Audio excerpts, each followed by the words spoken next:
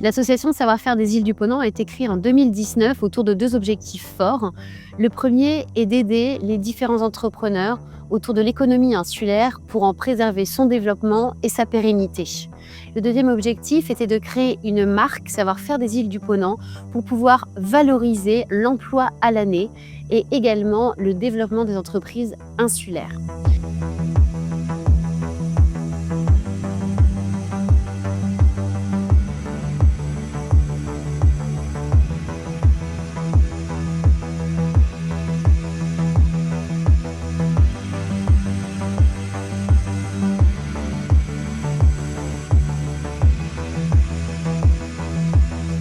Sur toutes les îles du Ponant, un défi majeur se dessine pour les années à venir, préserver l'environnement. Que ce soit à travers nos productions, nos services, nos projets ou les produits que nous proposons, l'enjeu est clair. Assurer un développement respectueux de la fragilité écologique unique à nos territoires.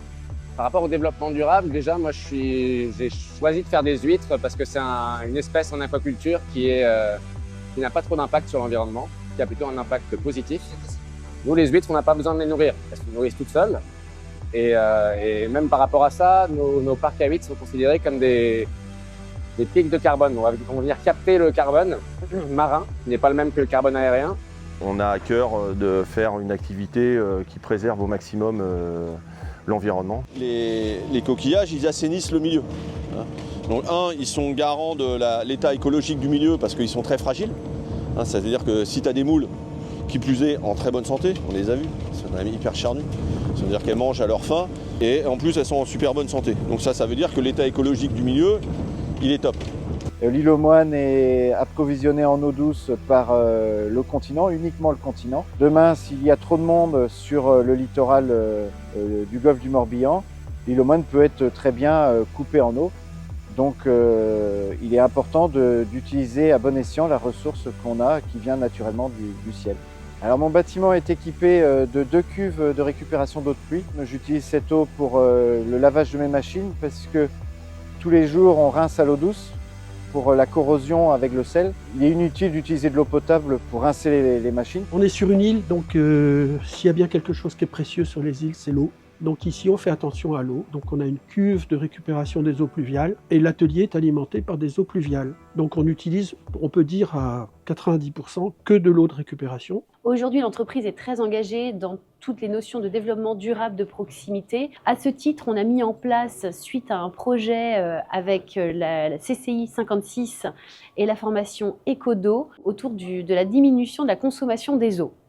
Donc, à titre d'exemple, on utilise des jets d'eau spécifiques qui permettent une diminution de la consommation d'eau. On a réussi à économiser moins 50% de notre consommation d'eau. Toutes mes eaux usées, en fait, vont dans un bac, ça décante et je les cuis à 950 degrés et je les mets en gravat. Donc, je suis sûre que rien ne va dans la mer. Alors l'eau, c'est un sujet sensible puisqu'en distillation, que ce soit en brassage, on utilise énormément d'eau. Donc on est attentif à la manière dont on gère cette eau. En période de brassage, on essaye de maximiser les temps de brassin pour récupérer l'eau qu'on va utiliser sur un premier brassin, le réinjecter dans le deuxième, dans la préparation du deuxième, qui va nous permettre de récupérer d'une part de l'eau, mais de l'eau qui est déjà chaude, donc gain d'énergie et limitation des pertes d'eau. L'entrepreneuriat vertueux invite également les professionnels insulaires à repenser leurs pratiques, optimiser la gestion des déchets, privilégier les matériaux durables et intégrer des solutions respectueuses de leur environnement unique. Sur ces territoires, chaque choix compte pour préserver l'équilibre fragile entre activité humaine et la nature. Les produits qu'on fait à Ouessant ne sont extractibles qu'à l'eau. C'est le cas des polysaccharides qu'on retrouve dans Nividiskin. Et ce qu'on rejette essentiellement, et en plus si on n'utilise que l'eau comme solvant, c'est parfait, c'est les résidus d'algues, donc c'est ce qu'on appelle le marc, et ça c'est recyclé ici sur l'île d'Ouessant. Afin de réduire les déchets pour Belle-Île, nous avons axé le magasin sur le zéro déchet. Nous proposons 235 références de vrac, de l'alimentaire à toute la partie hygiène et entretien. Nous avons également mis en place des emballages qui sont 100% compostables. J'essaie également de minimiser les déchets dans mon travail. Je peux réutiliser les sheets de tissu pour faire des petites pochettes ou des lingettes démaquillantes. Je réutilise les fonds de pots de peinture de mes chantiers pour vraiment utiliser la fin de la peinture, ne pas la jeter et réaliser des petits cadres de décoration avec. Déjà depuis de nombreuses années, on fait très attention à ce qu'on utilise, les cartonnettes pour les crêpes emportées, les gobelets aussi en carton, les cuillères, c'est toujours des matériaux recyclés et recyclables derrière. Ça va être au laboratoire, on a plus de plastique et là on fait le tri avec les déchets qui sont recyclables et non recyclables. Donc on a fait le choix au niveau de la distillerie de consigner les bouteilles de bière. C'est un cercle vertueux, c'est un choix d'entreprise, un engagement d'entreprise puisque ça nous coûte plus cher de consigner et de faire laver et de rapporter nos bouteilles sur l'île que d'acheter des neuves. Je propose aussi des sacs en tissu de récupération pour les personnes qui le souhaitent. C'est des sacs qui sont à prix libre, donc c'est tout à fait accessible à tout le monde. Pour justement éviter ces déchets aussi liés aux sacs en papier à usage unique qui vont avoir une durée de vie de 10 minutes, puisque une fois qu'on aura consommé les gâteaux qui sont à l'intérieur, bien souvent ça finit à la poubelle. Du coup, je préfère limiter ma propre production plutôt que de produire du déchet. Notre principe, c'est de fabriquer des vêtements en France. On est dans le Made in France et surtout avec des matériaux plutôt éco-responsables, voire très éco-responsables. Tous nos cotons, ils sont bio. Ils ne viennent malheureusement pas de France parce qu'il n'y a pas de coton en France. Mais après, par contre, toute la chaîne de fabrication est française. Nous sommes des fabricants de bougies artisanales sur l'île de Bréhat. Donc nous faisons nos bougies avec de la cire uniquement végétale, donc sans paraffine qui est un dérivé de pétrole, les mèches sont en coton et les parfums sans substance cancérigène. On essaye d'être encore plus vertueux en utilisant au maximum des produits soit biosourcés, soit naturels. Donc on utilise exclusivement des filets coton et du fil de chanvre, notamment pour réensemencer nos coquillages. L'économie circulaire s'articule autour de plusieurs étapes clés.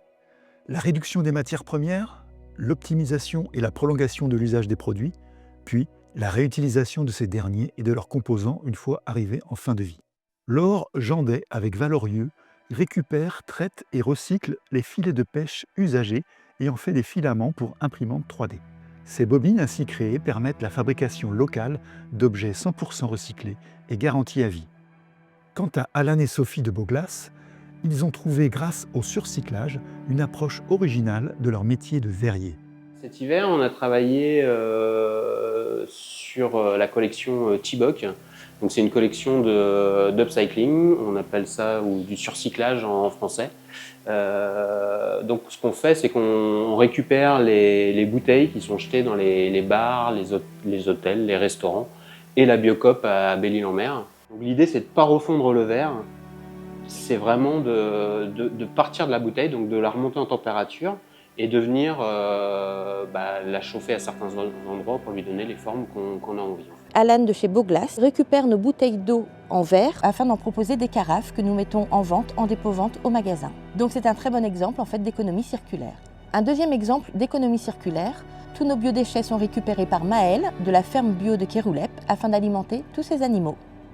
Sur les îles, ces territoires restreints par nature, ce modèle prend une dimension particulière. Il s'inscrit dans une logique de circuit court et nourrit un idéal d'autonomie durable.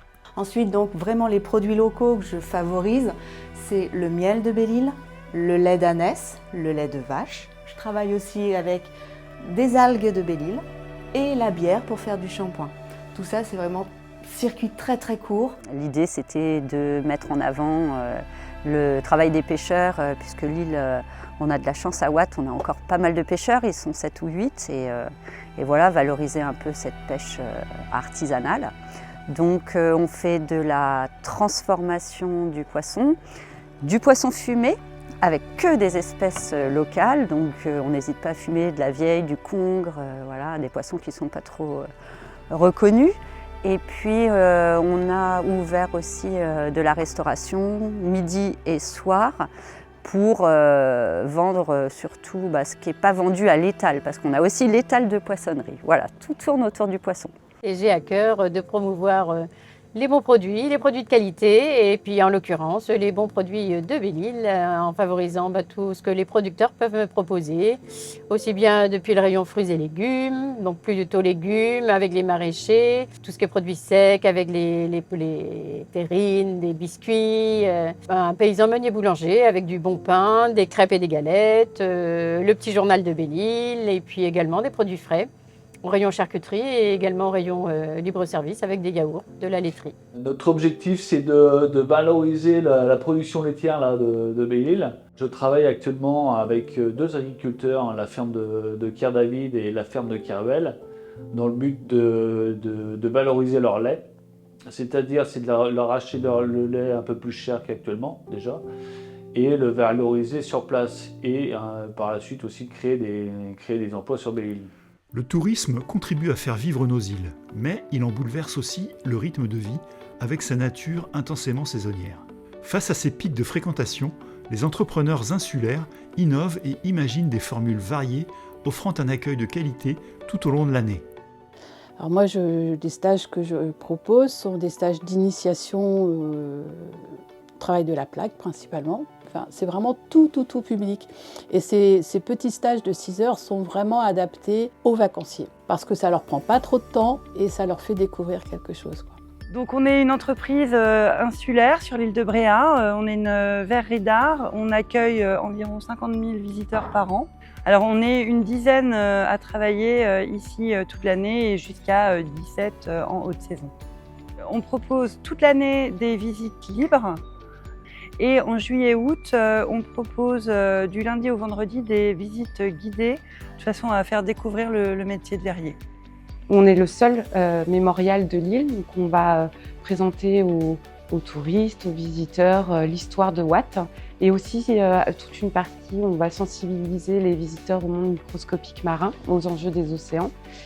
On a également en parallèle une boutique dans laquelle on va présenter différents artisans qui sont adhérents à la marque Savoir-faire des îles du Ponant, qui sont prioritaires dans les artistes qu'on présente dans la boutique. Donc ça va être des personnes de Belle-Île, Groix, Watt, et puis différents artisans des autres îles, que ce soit alimentaires ou artistiques. Voilà, on leur donne une place privilégiée dans notre boutique.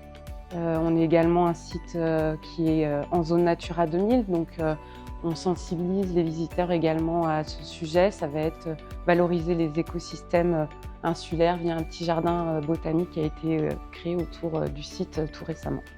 En 2000, nous avons créé un espace de visite. L'atelier de production se découpe de façon autonome. Pour les touristes, mais également les écoles, il est important de pouvoir ancrer une transmission du métier de conserveur sur l'île de Groix. Donc, je m'appelle Dominique Sichet et j'habite sur l'île de Bréhat et j'organise des balades en mer dans l'archipel de Bréhat. Allez, hisse le taillon, souk et ferme matelot! Et donc les gens qui viennent à bord participent aux manœuvres, c'est eux qui tiennent la barre, c'est eux qui hissent les voiles, qui tirent sur les bouts. Et pendant la journée, moi je parle beaucoup de la restauration du bateau, de l'histoire des sardiniers, puisque ce bateau c'est un bateau qui pêchait la sardine. Et je parle aussi beaucoup de la vie insulaire, de combien d'habitants sur l'île, l'école, comment ça fonctionne, comment on y vit. Nous accueillons le public à l'établissement depuis 2007 par le biais de la vente directe et aussi de la dégustation. Donc la dégustation s'effectue toute la période, je dirais, plus belle où l'île est visitée. Ça nous permet de montrer aux gens notre savoir-faire et de montrer qu'il y a une vie à l'année sur les îles. Alors pendant longtemps, je n'ai pas eu véritablement d'atelier boutique, mais depuis que j'ai un atelier boutique, les visiteurs peuvent voir en fait derrière moi, quand ils sont dans la boutique, ils peuvent voir comment je fabrique. Souvent en fait je travaille quand ils arrivent, je suis en train de tourner assez là souvent. Et donc ils savent vraiment que c'est fait ici. Et ils sont assez sensibles à ça. La visibilité, c'est vraiment essentiel. Et la visibilité du travail fait sur place. On le sait, les îles sont, restent et seront toujours un territoire fragile. Il est important dès maintenant de se poser les questions essentielles pour pouvoir se développer et pérenniser nos entreprises et nos activités de demain.